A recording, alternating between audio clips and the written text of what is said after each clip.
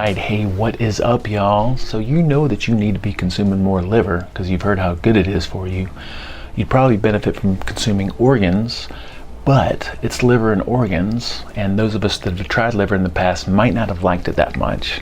So what we want is a recipe that we can use to get liver in on a consistent basis that tastes pretty good. And we'd probably benefit from talking about some smart supplementation around other organs so that we're able to optimize our health and optimize our life over time. Now, I think it's always useful to connect with why we're doing what it is we're doing. You know, as we're going down our holistic health journey and we're trying to optimize our way of eating real food, the reason that we're doing this is we want an optimal body composition, we want to look, feel, and perform our best, and we want long-term health. And so consuming organs is going to be crucial for optimizing your health. If you went your entire life doing your best to eat real food and eating for nutrients and nurturing metabolic flexibility, and you didn't throw organs in the mix, you might do pretty good, but we don't want what's just pretty good. We want what's optimal, and what's optimal is learning how to eat animals nose to tail, and that includes the organs. Now, like many of you, for a big part of my real food journey, I didn't focus on organs. I knew that they were beneficial. I heard that they were beneficial. I spent most of my time trying to optimize the basics. Over time, I learned how to experiment with consuming liver in different ways and trying to get my hands on other types of organs. And then experimenting with my clients, we started to do some supplementation, and then we started to do supplementation targeted towards specific organs for specific reasons, and we saw great results from it. So what I've learned over the years is that organs can be great for just optimizing general health, but they can also be very healing and therapeutic for specific situations. So today we're just going to rehash a little bit about eating animals nose to tail. We'll talk about liver, we'll talk about this amazing recipe, and then we'll also talk about some smart supplementation. All right, so remember why we're eating real food. What's the purpose of eating food in the first place? It's because we're trying to give the body what it needs to build this amazing body, to contribute to the structure and form of the body, and then also to contribute to all the different functions that happen inside the body. Okay, so everything that this body is about is based off of nutrients. This is what the body is built from, and this is what contributes to all the different functions inside the body. And so we want to eat the best foods possible to give the body what it needs to do what it needs to do. And based on our evolutionary past and based on our digestive system, we know that the best things for us to consume are the exact things that we need. Okay, so if I need magnesium, I need to consume magnesium. If I need vitamin D3, I need to consume vitamin D3. And if we take that to a bigger picture macro level, if I want some muscle, if I want to put on some muscle or build some muscle or maintain my muscle, one of the best things that I can do is consume muscle. And we could take that to every part of our animal. That's why one of the best things that we can consume, one of the most powerful things that we can consume is animal foods, because when I eat animal, I give this animal what I need to make this animal. Now, we also want to understand that this animal is not just about muscle. This animal is about a lot of other things. So this animal is made up of skin, hair, nails, bone, connective tissue, proteins, fats. We've got the micronutrients, we've got the macronutrients. And the reality is that the majority of us mainly consume muscle meat when it comes to animals. And because we are so much more than just muscle meat, if we want to optimize how we look, feel, and perform, and if we want to optimize our health over time, we want to start to learn how to eat animals nose to tail. If we look at our ancestors, if we look at primitive populations that are still in existence today, they make use of every part of the animal. And here in the modern world, we've gotten used to eating just muscle meat. So we got to figure out a way to kind of move in this direction of eating animals nose to tail. We've mentioned this before we get into the talk about organs and stuff. One of the best modern day hacks for eating an animal nose to tail would be to consume bone stock on a regular basis. All right, bone stock is basically simmered bones in water, and those bones ideally have some cartilage and some joints and some connective tissue and some tendons and ligaments. And so when we simmer those bones, all that stuff dissolves into the water, plus a lot of the nutrients from the bones leach into the water. And so when we consume bone stock, we're starting to mimic eating an animal nose to tail, because we're getting a lot of the nutrients that we wouldn't get if we just eat some muscle meat. So that is one of my first and top recommendations, is learning how to consume bone stock on a regular basis. Inside our community, we have a great recipe on how to make your own bone stock. It's super, super simple. We've also got some resources on how to buy bone stock if you want to do the store-bought bone stock thing. We'd recommend most people consume about a half a quart to a quart of bone stock per day, starting out. If it's completely new to you, maybe just getting in the habit of making it or purchasing it or something along those lines would be really beneficial. Now, another thing that we recommend as some initial supplementation recommendations is consuming collagen on a regular basis. I think most of us have probably heard of the hype around collagen. It seems to be everywhere. All the stores sell it. Everybody's trying to consume it. Most people don't know why. But when you think about it, this entire animal that we are, if we look at the total protein in this animal, in the human, then about 35% plus of that is going to be collagen matrix based. So collagen is the majority of what makes up our skin and our hair and our nails and our connective tissue and our joints and our ligaments, and even our bones. And again, since most of us are consuming a lot of muscle meat and we don't eat animals nose to tail, in addition to consuming bone stock on a regular basis, we'd recommend consuming collagen on a regular basis. What's great is they got several different products and versions out there. I think the best one for most people to purchase is going to be the hydrolyzed version, which is in peptide format. It makes it really easy to mix in hot or cold liquids. You can put it in just about anything. There's also the traditional gelatin version, which makes things gelatinous. And then also we sell a couple of really good products through Biotics that are super clean and pure. They have like 4 different types of collagen in them that come from different sources in the body. And then also they're flavored with vanilla and chocolate. So a lot of us will put it in our coffee, or we'll use it with some desserts or something like that.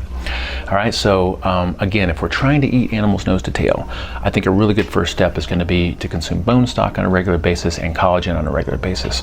So now let's talk about the power of organs and organ therapy. If I look at what this entire animal is, we've already mentioned, at a macro level, we've got the meat or the muscle, we've got skin, we got hair, we got nails, we got bones and joints and connective tissue and ligaments and cartilage and fat. At a micro level, we've got the micronutrients. So things like fat-soluble vitamins, water-soluble vitamins, macro minerals, trace minerals, fatty acids, amino acids. But we are also made up of organs. And these organs include things like the heart and the spleen and pancreas and kidney and brain and liver and adrenals and thymus and pituitary and hypothalamus and lung and intestine and thyroid and gonads. And so something that might be beneficial to consider would be to consume these organs, because number one, they have tremendous nutritional value. They're concentrated sources of nutrition. And again, this is one of the biggest reasons that we're eating food in the first place, is to give the body what it needs to make this body, right? Well, this body's also made up of organs, and if I eat organs, I not only get a lot of great nutritional value, I also get exactly what I need to optimize, maintain, and repair these different organs. Traditional peoples, Native Americans, ancestral healers all knew that eating the organs from an animal would actually strengthen and support the corresponding organ of the person that was consuming it. So in a lot of situations, if someone had a heart issue, the first thing that an ancestral healer would give that person is some heart. Or if a couple was having some fertility issues, the first thing they'd consume is some gonads. All right, so through modern day science, we've also learned through radioisotope labeling, we see that when we consume organs, the organs actually end up going straight to the organ that we're consuming, right? In very high concentrations. And so this kind of supports this idea of eating organs to facilitate healing of different organs inside the body. Now, if we had to start somewhere, because I know most of us are probably not going to venture off into eating all these different types of organs. First of all, I don't even know how to source most of those organs, right? I mean, there's just a certain limited number of organs that we can actually access on a regular basis. But if I had to start somewhere, I'd probably recommend that people consume liver. because liver is nature's greatest superfood. If we look at predators all over the world, then you'd see that a lot of them, the first thing they consume when they kill an animal is the liver of the animal. And if we look at ancestral populations that we studied over the past few centuries, and even primitive populations still in existence today, when they make a kill, they usually eat the organs first, and they usually eat them there in the spot. And one of the prized organs is always going to be the liver. The liver gets divvied up among the adults and the important people in the tribe, because it's so nutrient dense and it has such life-giving properties. So think about what the liver actually does. All right, the liver disperses and distributes nutrients throughout the body. It disperses and distributes energy throughout the body, and it's also one of our primary organs for detoxification. So the reason it is such a nutrient powerhouse is because it does so much for the body. It has so many different functions. It's estimated that it has more than 500 vital functions, plus a lot more supportive and adjunct functions. If we look at liver compared to other foods, we'd see that it just outshines everything as far as a nutritional profile goes. If we look at some specifics, it's got really high levels of the B vitamins. It's got some really great bioavailable minerals, iron, zinc, magnesium, phosphorus, and selenium. It's got high levels of folic acid, choline, and a lot of the fat-soluble nutrients like vitamins A, D, E, and K. It's got 17 times more B12 compared to ground beef, and it's really rich in that fat-soluble vitamin retinol, or the animal version of vitamin A, which is extremely anti-inflammatory, great for eye health, great for bone density, and great for the immune system, which is why it's so popular right now. All right, so now that we understand that liver is such a nutrient powerhouse and it's super accessible to most people, let's talk about some ways that we can consume it. So there's several different livers we have access to. Beef liver, chicken liver are going to be really accessible. Sometimes you can find some pork liver, but let's focus on chicken and beef liver. Out of those two, I think chicken liver is probably going to be the most palatable for most people. So it's probably a great introduction into liver. And then at some point, you probably want to venture into experimenting with some beef liver. I think the easiest way to consume it and prepare it is going to be just to pan sear it. So you can take whatever liver you're using, coat it with some healthy fat, like some heavy cream, some egg yolks, and then dip it in some approved gluten-free flours, all right? And then pan sear it on both sides until it's cooked through. And for some people, you're going to like it, you know. For some people, it's an acquired taste. It takes a little bit of time. Some people, it's just too much. And so we used to have this recipe that we called T-balls. And it would be basically taking some chicken livers and cutting them up into small pieces, mixing it in some ground beef and making some meatballs out of it. And that definitely made it more palatable. But I think those chunks of liver, for some people, it turned them off, right? So here recently we've been experimenting with using a food processor. So this is our updated T-balls or updated T-burgers burger liver recipe. Okay, so what we want to do here is we take a pound of ground beef and crumble it up and set it on the side in a mixing bowl, and then we'll take a 1/4 pound of our chosen liver and a 1/4 pound of some kind of flavored meat, something like some bacon, or a 1/4 pound of chorizo or some other sausage. And then we'd put that into a food processor and pulse it until that got mixed pretty well. And then once we had that really good mixture, we would add that to the ground beef, and then we'd hand mix that up and add some salt, some pepper, some garlic powder, something along those lines. You can get really creative with it. We like to use some shredded Parmesan cheese, some goat cheese. Sometimes we'll throw in some garlic or some onion or something along those lines. But even if you just stick with a 1/4 pound of liver, a 1/4 pound of some chopped up bacon, and then mix that with a pound of ground beef and some salt and pepper and garlic powder, it tastes so good you can barely taste the liver in there. And that's a super, super simple recipe. Also, we've got a lot of pre-made blends out there. So one of my favorite is going to be this this great little biodynamic regenerative agriculture company called Force of Nature, and they have what they call their ancestral blends. So they have a blend that's ground beef, and I think it's 3% heart, 7% liver, and then ground bison that's also 3% heart and 7% liver. And again, super palatable. You can taste it just a little bit, but if you season it up just a little bit, it's hard to taste the organ meats that are in there. So that's another really great option. All right, and then one of our go-tos that we've used over the years is US Wellness Meats. They have some pre-made organ blends that they pre-cook that you can order online and have it shipped to you. They have a beef Braunschweiger, which is a 60% ground beef, 40% liver. It comes in a pre-cooked little tube. You can cut it up into slices and eat it as is, or you can pan sear it and add some other seasonings or sauces to it. They also have a beef head cheese, which is 15% heart, 15% tongue, and then 70% beef. And again, pre-cooked, comes in a tube. You can chop it up and eat it as is, or you can pan sear it, add some seasonings to it. And then they have a beef liverwurst, which is 50% beef, 20% liver, 15% heart, and 15% kidney. And again, pre-cooked, comes in a tube. You can chop it up and eat it as is, or you can season it and sauce it up any way that you like. So there's a lot of different options out there for pre-made things if you don't want to make your own little burgers. What we'd recommend in general is trying to get about 1/4 pound of either beef liver or chicken liver in on a regular basis. But then we'd also recommend supplementing with some other organs. All right, so now let's talk about some organ supplementation, because the reality is that most of us, even those of us that are consuming some liver and some of these pre-made blends, are not going to get many of these other organs. Okay, so as we mentioned before, the human body is made up of a lot of different things and a lot of different organs, and so we probably benefit from getting those organs in our diet or supplementing with them to some degree. Now, there's several different companies out there that offer organ supplements, and they make them in different ways. So we've got things like desiccated organs, we've got freeze-dried organs, we've got freeze-dried organs that are freeze-dried at different temperatures. My favorite company to use for my organ supplementation is going to be Biotics Research. Now, I try to use Biotics every chance I get for a lot of other supplements that I use, because their quality control, their efficacy is just through the roof. They only work through holistic practitioners, and so they have to have products that work really well. But when it comes to organ supplementation, they are pioneers in organ therapy.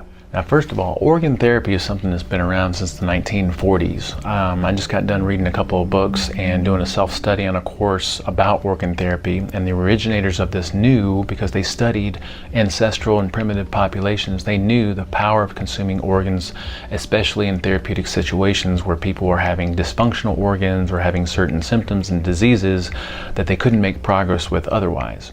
And so they have a ton of research going back since the 1950s demonstrating that when you consume organs of specific animals, those organs actually go to help heal and restore and repair those organs inside the human body. All right, so Biotics has been around since the 1970s, and early on in the 1980s, they actually partnered up with the CDC licensed genetic toxicology laboratory. And they wanted to do some testing because they wanted to see like the impact of using different types of organs, different aged organs from different animals.